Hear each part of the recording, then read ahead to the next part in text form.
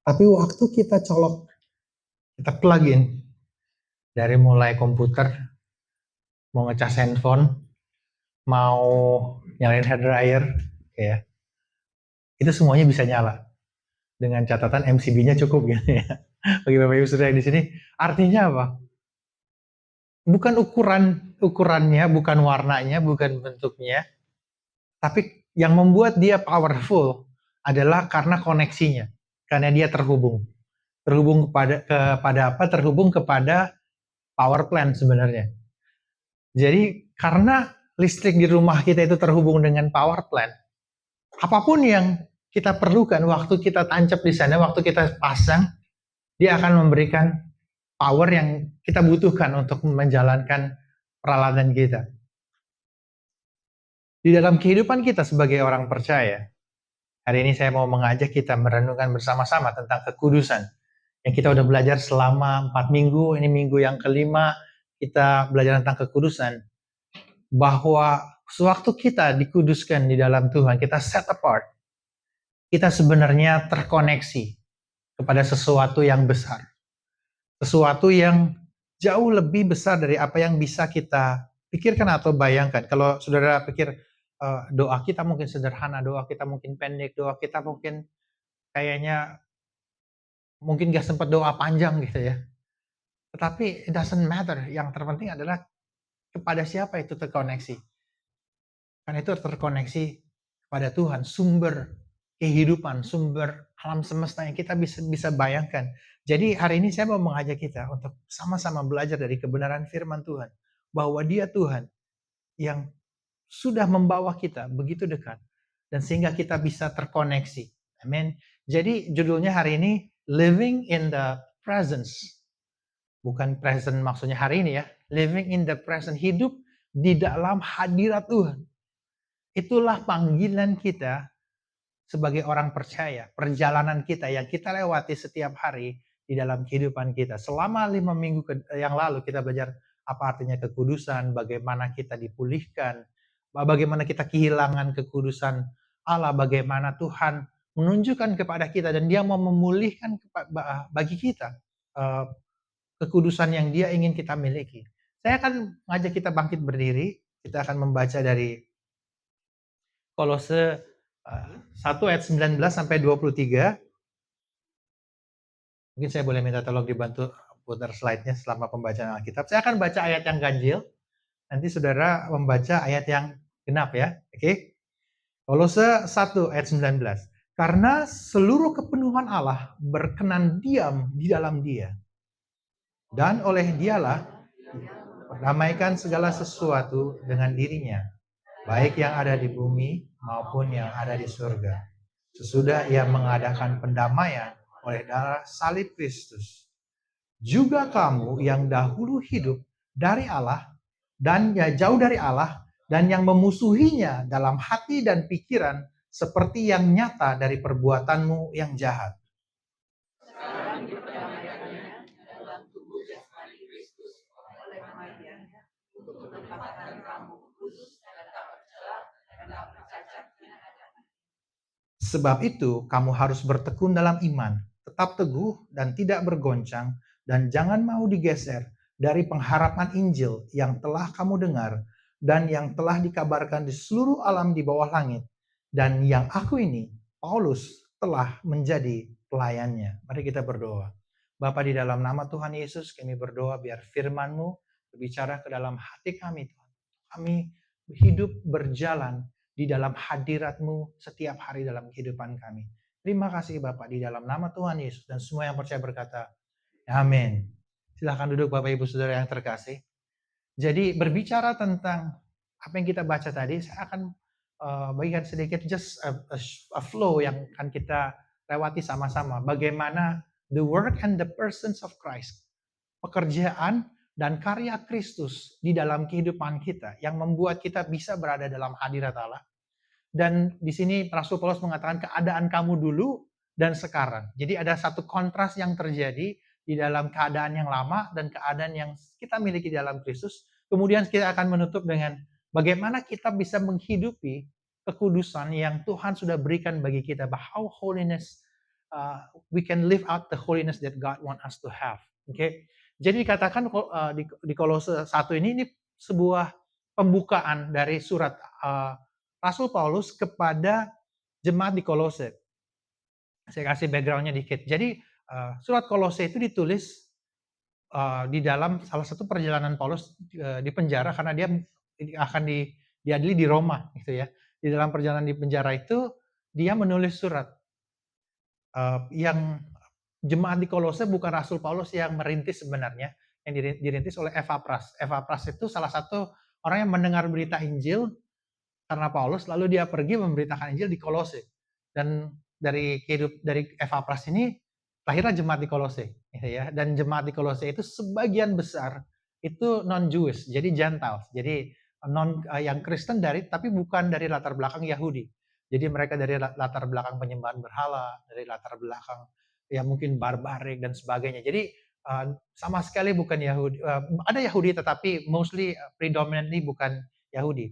Jadi waktu Rasul menulis surat ini kepada lewat Epapras, Epapras menghampiri mendatangi Paulus juga memberikan surat ini juga buat jemaat di Kolose gitu. Dan Paulus mengatakan, "Hey, kamu udah mengenal Injil," dan tekanannya mereka waktu itu adalah bahwa ada pengajar yang mengatakan, "Hey, kamu udah kenal Yesus, oke, that's wonderful, kalian hidupnya luar biasa, tapi kayaknya Kristus aja nggak cukup. Kamu harus lebih gini, kamu harus tambah ini, kamu kurang pengetahuan ini, kamu kurang ini." Jadi penekanan buat jemaat di Kolose waktu tekanan dari luar adalah, kamu itu kenal Yesus, oke, tapi kurang. Ya. Jadi kamu harus tambahin dalam kehidupan kamu untuk kamu bisa menjadi orang Kristen yang sesungguhnya. Di kitab Kolose ini Paulus menulis, there is a supremacy and sufficiency of Christ. Ada luar biasaan Kristus dan kecukupan Kristus. Jadi kalau kamu hidup di dalam Kristus, itu udah lebih dari segalanya dan kemudian itu sudah lebih dari cukup. Jadi nggak ada perlu tambahan ini itu yang lainnya untuk kamu diselamatkan, untuk hidup di dalam kehidupan yang ilahi dan sebagainya. Jadi surat ini mengingatkan kepada kita bahwa sebegitu luar biasanya Kristus. Dan pembukaannya sangat indah banget, tapi aku nggak bisa ngambil semuanya. Just give this a snapshot buat kita dapat gambaran bahwa dikatakan bahwa di dalam Dia berkenan seluruh kepenuhan Allah. Jadi dikatakan in Him all the fullness of God was pleased to dwell. Jadi di dalam Kristus semua kepenuhan Allah itu sudah dipenuhi. Dan yang indahnya buat kita adalah sewaktu kita percaya kepada Kristus, kepenuhan Kristus itu sekarang ada di dalam kita karena Roh Kudus tinggal di dalam diri kita. Di dalam banyak hal mungkin kita berpikir gimana Tuhan ada bersama-sama dengan kita. Roh Kristus, yaitu Roh Kudus, sekarang tinggal di dalam diri kita, tinggal di dalam hati kita. Dan di dalam perjalanan kita, bahwa Kristus sudah menggenapinya bagi kita, making peace by the blood of His cross. Jadi kita sudah didamaikan. Karena apa? Karena tadinya kita akan go to nanti sebelumnya, bahwa kita terpisah dari Allah. Tetapi karena Tuhan bekerja, karena karyanya, kita dibawa kembali di dalam hadirat Tuhan. Saya mau flashback apa yang saya bagikan minggu lalu untuk kita dapat kembali the idea gitu ya, bahwa di Kejadian 2 ayat 1-3 dikatakan, demikian diselesaikan langit dan bumi dan segala isinya ketika Allah pada hari ketujuh telah menyelesaikan pekerjaan yang dibuatnya itu. Berhentilah ia pada hari ketujuh dari segala pekerjaan yang dibuatnya itu. Dikatakan, so on the seventh day he rested. Dia beristirahat. Dan kata rested ini di dalam bahasa aslinya Sabbath gitu ya.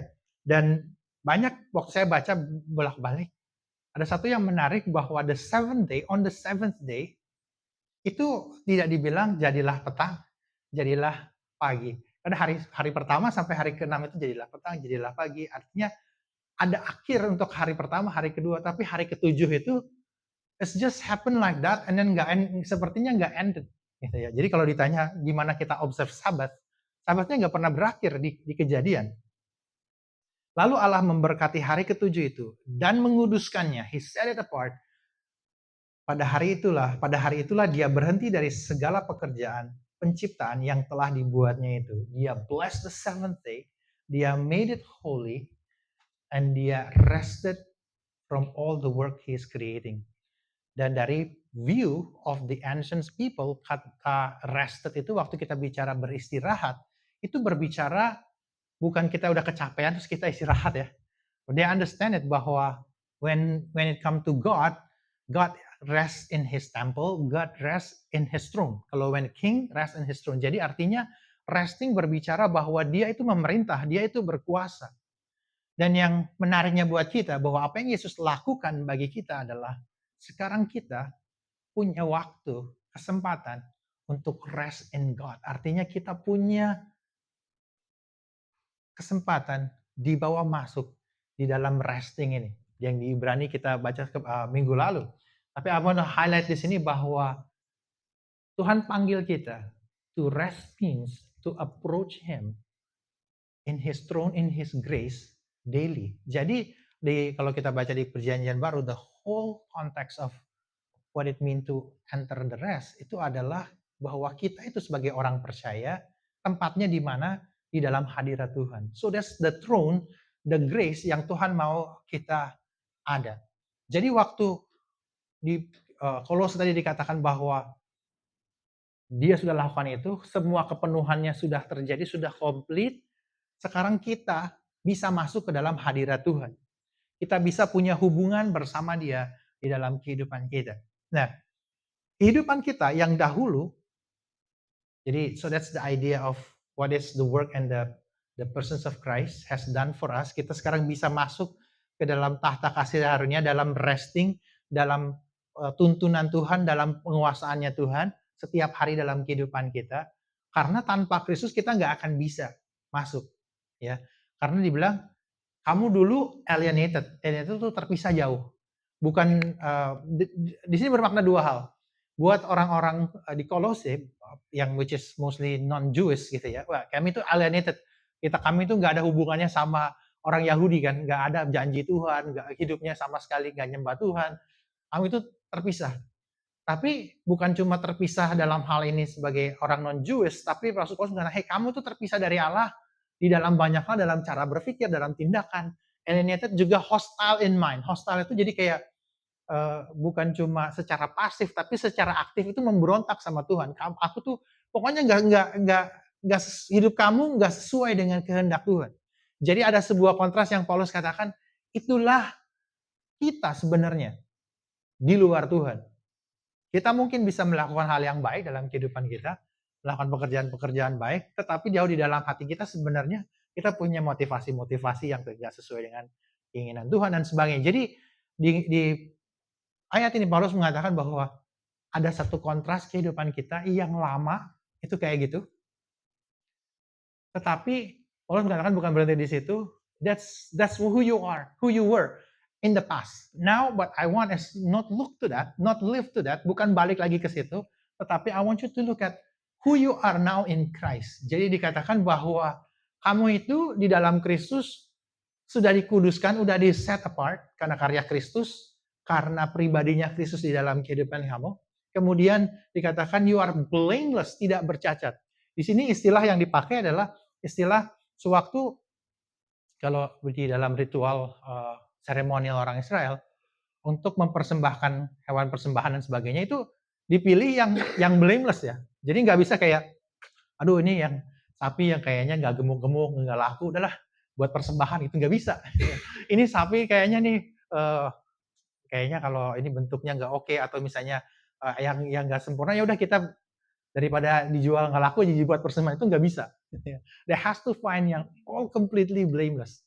Jadi waktu digunakan di sini kamu itu blameless, artinya kamu itu that's how kamu tuh precious gitu. Seberapa kamu tuh benar-benar bukan cuma dikuduskan tapi you are really valuable, bukan kayak ya sisaan gitu ya. And then the next Paulus menggunakan istilah above reproach before him. Ini sebuah istilah is a judicial term, istilah hukum gitu ya, bahwa mungkin orang hukum lebih tahu nih. Jadi artinya bebas dari penuduhan. Jadi waktu kita datang kepada Tuhan tuh nggak gini, bentar ya kamu mau datang sama aku, tunggu minggu kemarin kayaknya kamu masih belum bayar utang di sini, kamu kamu masih lakukan ini, kamu masih punya dosa ini, kamu masih punya itu, kayaknya belum dulu deh gitu ya. Tuhan nggak kayak gitu. Yang ada kita kadang, aduh aku kemarin masih gini, aku masih belum gini, sudah pernah seperti itu kan? Kabar baiknya adalah Tuhan nggak accuse kita. Jadi kalau kita accuse diri kita, oh well sebenarnya that's the mindset from the devils. Untuk kita tidak datang kepada Tuhan. Jadi apa yang Rasul Paulus katakan bahwa kamu dulu kayak gitu, sekarang kamu di set apart, sekarang hidup kamu nggak gitu lagi. Jadi sekarang gimana kamu hidupinnya, gitu ya.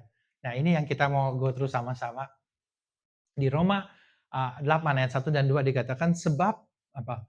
Demikianlah sekarang tidak lagi ada penghukuman, there is therefore no condemnation, tidak ada penuduhan bagi setiap mereka yang ada di dalam Kristus. So there is therefore no condemnation. Jadi Tuhan tidak condemn kita karena Yesus mati buat kita. Jesus call us to come, datang ke dalam hadiratnya, dalam perjalanan setiap hari bersama dengan Dia.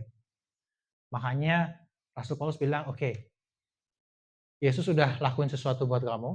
Sekarang kamu punya akses ke dalam hadiratnya. Kamu dulu udah kayak gitu, udah selesai cukup, gitu ya kira-kira. It's over, gaya hidup, cara kita handling situation itu dulu udah cukup. Sekarang kamu set apart. Kamu kudus, tak bercacat, tanpa accusations. Dan Paulus mengatakan bahwa sekarang now it's time to live di dalam apa yang Yesus sudah lakukan bagi kamu, hidup di dalam perjalanan bersama dengan Kristus. Jadi bukan cuma sekedar, oh ya kita tahu Yesus sudah mati bagi kita, tetapi kita juga sekarang berjalan di dalam hubungan pribadi dengan Tuhan. Jadi kita, beberapa dari saudara, ada dalam kehidupan saudara, ada keadaan di mana kalau baca ada kondisi sesuatu terus ingat ayat firman Tuhan. Pernah kayak gitu ya? Atau saya aja nih? Oke. Kalau ada thank you untuk tangan yang diangkat. Atau misalnya pas saudara mau ngomong sesuatu, kayaknya terus Tuhan ingetin, tenang gitu ya, jangan ini dulu gitu, jangan reaksi dulu. That's how the Holy Spirit lead us and guide us sebenarnya. Dan itu yang saya mau mengajak kita bersama-sama melewatinya. Dan Paulus mengatakan bahwa kamu udah nih beneran sudah sungguh-sungguh di dalam aku, di dalam Kristus. Paulus mengatakan lanjutkan terus, continue in faith, stable and steadfast, not shifting from the hope of the gospel that you heard. Jadi waktu kita udah terima Injil, apa yang Yesus telah lakukan bagi kita, sekarang bagian kita adalah kita terus berjalan di dalam iman, do not shifting. Dan proses itu, apa yang theologian says istilahnya adalah sanctifications, proses pengudusan. Kita sudah dibenarkan, ya. We have been made righteous, itu kita sudah dibenarkan, posisi kita sudah dibenarkan di hadapan Tuhan. Now the proses selanjutnya, perjalanan kita adalah the process what the theologian says as sanctifications, proses pengudusan kehidupan kita untuk menjadi semakin serupa dengan Kristus.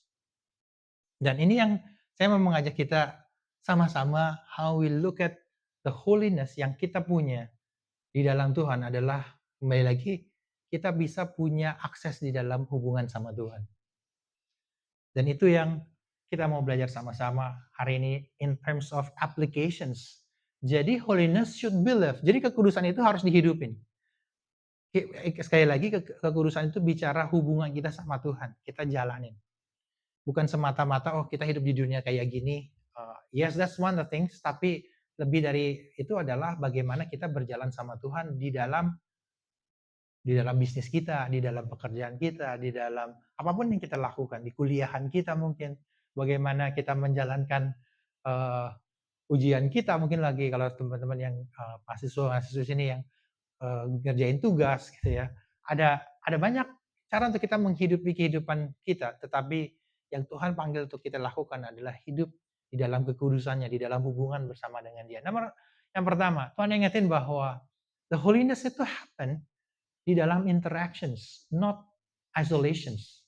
We progress in our sanctifications. Maksudnya gini, ada banyak orang Kristen berpikir, oh kalau saya mau hidup kudus, saya jauh-jauh dari dunia. Isolate diri dari dunia. Okay? Well, of course ada waktu dalam kehidupan kita Ya kita harus punya waktu pribadi sama Tuhan ya. Ya that's not isolation, tapi bukan berarti isolation seluruh kehidupan kita supaya kita bisa kudus, ya kita di-sanctify sama Tuhan, kita nggak deket-deket dunia. Jadi ke gunung bertapa gitu ya, nggak interaksi sama orang gitu ya. Bukan itu. Pada intinya kudusan kita, proses kita itu terjadi sewaktu kita punya interaksi.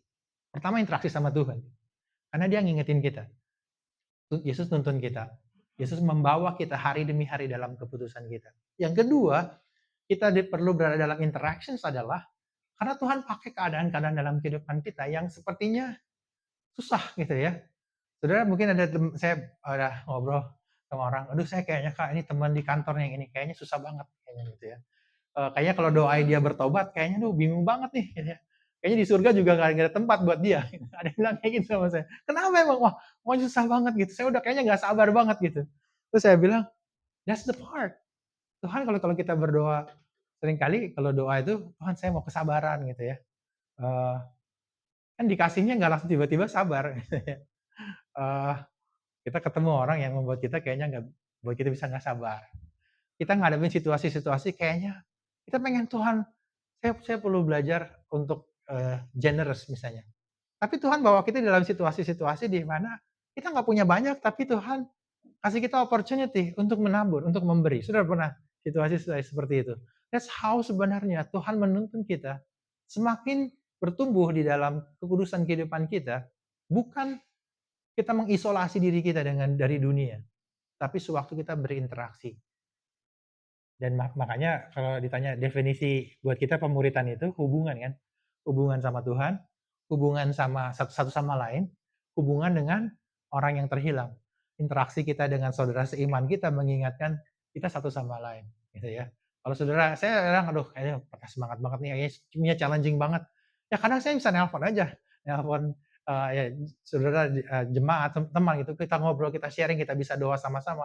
Itu membuat kita bertumbuh di dalam kehidupan kita, di dalam pengenalan sama Tuhan. Jadi saya mau encourage kita, gimana kita menghidupi kekudusan yang Tuhan berikan sama kita. Kita punya akses ke dalam hubungan dengan Tuhan, waktu kita berinteraksi sama Tuhan, sama sesama kita, buat yang anak-anak di sini sama orang tua, yang orang tua sama anaknya, it's all a lot of interactions gitu ya. Mungkin ada waktu-waktu ya saya juga ada waktu kayaknya aduh challenging banget nih di musim-musim kayak gini, nyekolahin anak gitu ya. Tapi God has, situations gitu. By the way, anak saya udah, milih milih duluan gitu kan di luar negeri. Ternyata mereka duluan. Anakku, "Kok aku nggak dikasih tahu ada partai yang harus dipilih juga?" Anakku pertama kali pemilu gitu kan. Wah kayaknya seneng banget, baru punya KTP kan gitu ya. Jadi, "Kok ternyata suratnya kayak gini?" katanya, "Kok saya nggak tahu," gitu. Well, aku juga belum pernah lihat surat suaranya. Tapi anyway, apa, waktu kita berinteraksi itulah, kita bertumbuh, kita berjalan di dalam kekudusan yang Tuhan ingin kita lakukan. Yang kedua, Tuhan panggil kita, waktu kita berjalan dalam kekudusan itu in humility, not in comparison. We journey toward Christ likeness. One of the biggest trap of walking in sanctifications is comparing ourselves with other people. The dangers-nya adalah kalau kita compare sama yang lebih baik, aduh kayaknya gue belum belum banget nih, kayaknya gue nggak ini banget, kayaknya aku belum nih, gitu ya. Kita jadi feel inferior. Kalau kita compare ourselves sama yang di bawah kita, "Oh, I've done it better than you. Aku lebih baik, aku lebih kudus." Makanya it's irrelevant untuk compare kebaikan yang kehidupan kita sebagai orang Kristen, seberapa baik kita dibandingkan dengan orang yang di luar sana, yang belum kenal Tuhan. Mereka juga lakukan hal yang baik. Saya bukan bilang mereka nggak lakukan hal yang baik. They can do all the good things. Tetapi it cannot be compared. Kenapa? Karena pada kenyataannya kekudusan kita itu karya Kristus. Kita nggak bisa bilang, "I make it, I done it, aku udah lebih baik," gitu, nggak ada. Kita cuma bisa bilang, "Wow, God did it to me. God make it happen in my life." Kalau saudara boleh lihat kehidupan saudara, lihat ke belakang. Kehidupan kita setiap pribadi, hari ini dibandingkan 10 tahun yang lalu, it's not the same person. Karena apa? Karena Kristus bekerja di dalam kehidupan kita. Saya mau quotes dari Tim Keller. Tim Keller bilang gini, "The essence of gospel humility is not thinking more of myself or thinking less of myself, it is thinking of myself less. Jadi bukan berpikir, oh saya lebih baik dari orang lain, atau saya lebih buruk gitu ya. Tapi kita lebih sedikit mikirin tentang diri kita. Lalu dia bilang gini, true gospel humility means I stop connecting every experience, every conversation with myself. Wah, aku udah bisa nolong orang nih, aku kayaknya wah I've done it well gitu ya. We miss the humility sebenarnya. Dan akhirnya kita ngelihat, wah aku yang lakuin, padahal it's actually the work of God in our life. Jadi it's something yang sering kita nggak aware, tapi kenyataannya when we live in the sanctifications, it's all the work of Christ. Saya pernah bercanda sama anak saya waktu di high school. Dad, do you know how I know who is the dia bilang orang yang paling rendah hati di kelas aku gitu. Gimana caranya, Dad? Coba ya, I make survey katanya. Ini bercanda ya, tapi lucu gitu kan. Coba teman-teman di antara di kelas ini, orang yang kalau kalian merasa diri kalian rendah hati, boleh angkat tangan nggak? Kalau kita dia bilang, iya berarti yang angkat tangan tuh nggak rendah hati, Dad. That's dia jokes gitu ya, tapi secara tanpa kita sadari, it's kind of paradoxical, tapi kalau kita sadari bahwa itulah di dalam kekristenan, kita bisa punya kerendahan hati karena kita menyadari bukan karena kita, tapi karena Kristus. Jadi kita think of ourselves less. Oh, kalau misalnya bisa pun kita nggak bisa bilang, wah I make it. Wah karya Tuhan juga. Next, yang ketiga adalah kita perlu menghidupi kehidupan kekristenan kita dengan confidence, not in hesitations atau timidity gitu ya. Ini yang Rasul Paulus bilang, hey, even kamu live in the Gentiles world, live your Christian life in faith, in confidence, jalanin hidupan kamu. That's the call buat kita. Ada waktu-waktu di dalam kehidupan kita, waktu kita harus interact sama orang, dia punya needs, Roh Kudus gerakin kita untuk doain, atau Roh Kudus gerakin kita untuk membantu, Roh Kudus gerakin kita untuk say something gitu ya. Enggak necessary harus rohani all the time, tapi as simple as, balik lagi tadi, koneksi kita kan sama Tuhan, it's right away, all the time. Enggak harus setahun sekali atau sebulan sekali atau sehari berapa, ada waktu-waktu tertentu, anytime of our life, kita punya akses ke dalam hadirat Tuhan. Dan waktu Tuhan dorong kita, we just need to take a step of faith and then do it. Paulus mengatakan gini, sebab Allah memberikan kepada kita bukan roh ketakutan, melainkan roh yang membangkitkan kekuatan, kasih, dan ketertiban. Jadi waktu kita dituntun sama roh Allah, Tuhan panggil kita, ingetin kita, langkah dengan iman. Saya akan tutup dengan satu quotes dari tulisan, this is quite an ancient manuscript, ditulis sekitar tahun 140-an, the first century gitu ya. Bagaimana surat itu menggambarkan, this is not the Bible, okay. Ini ancient manuscript, ditulis judulnya Letter of Mathetes to Diognetus. Siapa Diognetus? Mathetes practically a little bit nggak begitu jelas, nggak begitu tahu siapa exactly the person, tapi isi suratnya memberikan kita snapshot atau gambaran bagaimana orang Kristen hidup di abad pertama dan bagaimana mereka membuat impact. Jadi ini salah satu tulisan yang zaman dulu banget gitu ya. This old manuscript in the Christian history, it's pretty unique in the sense of bahwa dia kasih kita bahwa gitulah orang Kristen hidup waktu itu.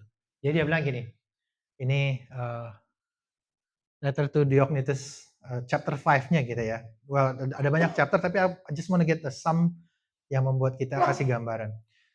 For Christians cannot be distinguished from the rest of the human race by country or language or customs. They do not live in the cities of their own. They do not use a peculiar form of speech. They do not follow an eccentric manner of life. Jadi orang Kristen tuh bangsanya apa aja, pokoknya macam-macam. Kita nggak bisa bedain dari bahasanya, dari kata-katanya, dari gaya hidupnya. Practically orang Kristen itu orang Kristen gitu ya. Terus dia bilang, they live in their own countries, but they do so as those who are just passing through. Mereka hidup di negara mereka berada, tapi kayak seolah tuh mereka hidup juga nggak permanen. Mereka tahu mereka sementara di dunia ini. As citizen, they participate in everything with others. Sebagai warga negara, mereka berpartisipasi lah, melakukan mungkin di politik juga, gitu ya. Terus with others, yet they endure everything as they were foreigners. Jadi, tapi mereka juga menerima tuh apapun perlakuannya seperti bukan warga negara, gitu. Terus dia bilang, every foreign land is like their homeland to them, and every land their birth is like the lands of strangers. Jadi setiap tanah asing itu buat mereka seperti, wah ini mereka mencintai bangsanya, mencintai ini seperti kayak bangsa mereka sendiri. Tetapi di negara kelahiran mereka, mereka juga tahu bahwa mereka ini bukan warga negaranya, bukan di sini gitu. Kemudian dia bilang, mereka menikah, they marry like everyone else, and they have children, but they do not destroy their offspring. Mereka tidak menghancurkan generasi mereka. Kemudian, they share a common table, but not a common bed.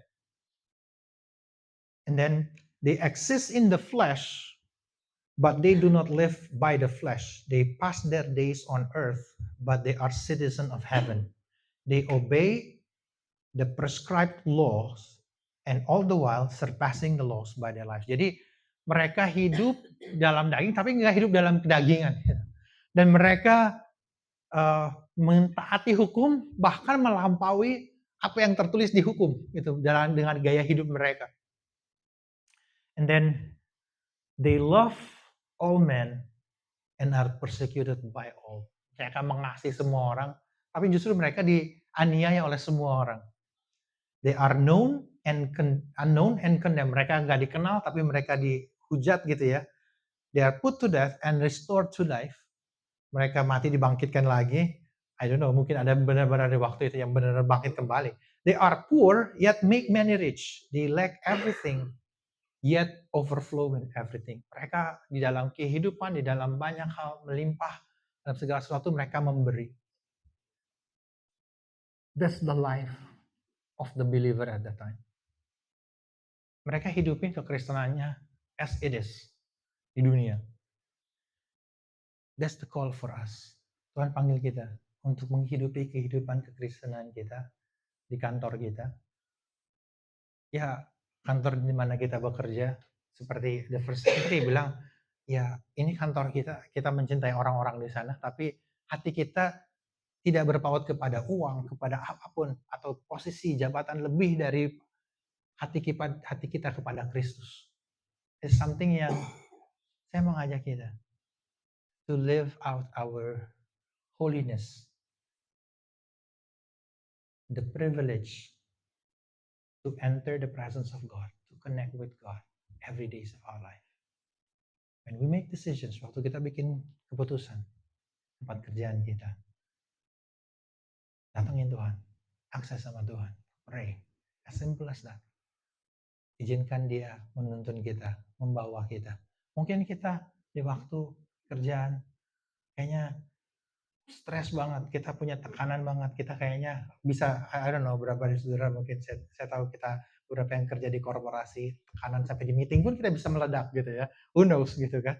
Kita mungkin, aduh I done terrible things, tapi Tuhan manggil kita, yes, let's keep access, let's keep coming to God, let God lead us, so that we can live the holiness tadi, akses kepada Tuhan di dalam kehidupan kita setiap hari. So, want to put this one more time.